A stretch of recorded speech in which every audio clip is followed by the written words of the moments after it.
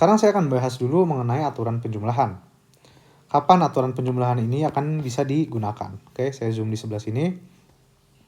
Aturan penjumlahan ini digunakan ketika pertama, tidak bisa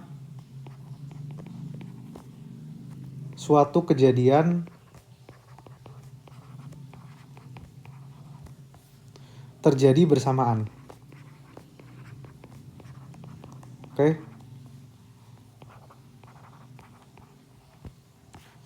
Jadi kita kalau menghitung suatu cara tertentu, kalau cara itu bisa dilakukan di waktu yang bersamaan, maka nggak bisa pakai aturan penjumlahan.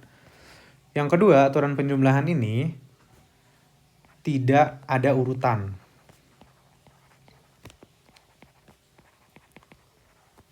Oke. Yang harus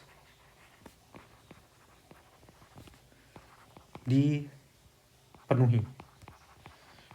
Maksudnya kayak gimana? Maksudnya kalau kita mau melakukan suatu hal, itu nggak perlu hal sebelumnya ini terjadi gitu.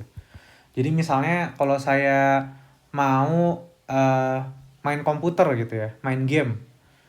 Nah, saya nggak perlu makan dulu sebelum main game. Jadi saya bisa langsung main game aja.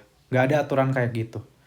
Nah, kalau ada dua hal ini sudah terpenuhi, jadi suatu kejadian tuh nggak bisa terjadi secara bersamaan gitu ya, atau hal kejadian ini independen. Kemudian yang kedua adalah tidak ada urutan yang harus dipenuhi. Jadi kejadian ini tidak sekuensial, maka kita bisa menggunakan aturan penjumlahan. Oke, aturan penjumlahan ini mudah sekali. Intinya adalah kita menjumlahkan banyaknya cara, oke?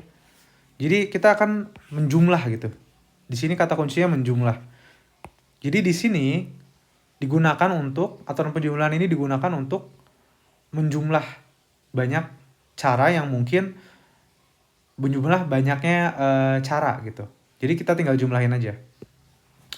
Nah, di sini saya kasih contoh soal yang sederhana gitu ya. Jadi misalnya Rudy mau pergi ke pasar gitu. Rudy ini orang kaya.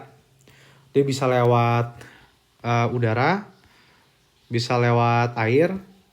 Oke, jadi bisa lewat udara, bisa lewat air, bisa juga lewat darat. Oke. Jadi 3 hal itu Rudy itu bisa lakukan. Oke. Nah, Rudy itu tentu saja nggak bisa lewat udara terus lewat air secara bersamaan, ya kan? Kemudian di sini kita buat asumsi kalau Rudy ini bisa pakai yang manapun. Jadi Rudy itu nggak perlu naik lewat air dulu baru lewat udara, atau lewat darat dulu baru lewat air. Jadi nggak ada aturan kayak gitu. Di sini kita bisa menggunakan aturan penjumlahan untuk mengetahui banyak cara Rudy bisa pergi ke pasar. Oke.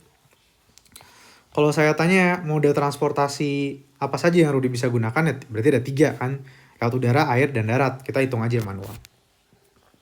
Sekarang pertanyaannya adalah berapa banyak cara naik kendaraan, berapa banyak cara Rudy ke pasar. Oke. Maksudnya cara di sini adalah berapa banyak cara di sini maksudnya adalah si jenis transportasinya ya. Jadi berapa banyak jenis transportasi yang Rudy bisa gunakan untuk pergi ke pasar gitu. Nah, ini mudah sekali caranya. Oke, jadi cara Rudy ke pasar kita akan kita kasih U aja ya. UP gitu, U ke pasar. U ke pasar itu sama dengan U lewat udara, ditambah U lewat air, ditambah U lewat darat. Oke. U ini adalah jumlah transportasi yang bisa Rudy gunakan gitu, jenis transportasinya atau jenis kendaraannya gitu. Kalau di udara kita punya pesawat, helikopter, dan juga Superman gitu. Jadi ada 3. Oke. Kemudian di air ada jet ski, kapal, dan juga rakit. Sama ada 3. Kemudian di laut darat ada jalan kaki, bisa lari, bisa naik motor, bisa naik mobil. Jadi ada 4. Kalau kita total jumlahnya ada 3 tambah 3, 6. 6 tambah 4, 10. Berarti ada 10 cara. Begitu. Oke. Nah,